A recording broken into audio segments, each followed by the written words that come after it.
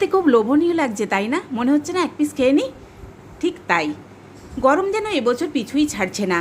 কিন্তু রান্নাঘরে তো যেতেই হবে মেয়েদের, তাই না? সকাল দুপুর রাত্রি সব সময়ের জন্য খাবার তো বানাতেই হবে।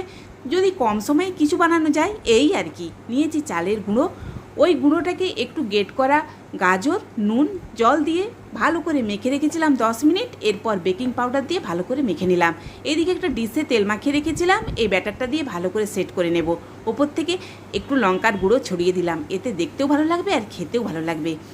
কড়াই জল বসিয়েছি, একটা স্ট্যান্ড দিয়েছি, এটা 10 মিনিটের জন্য ভাপিয়ে নেব। দেখুন একদম হয়ে গেছে।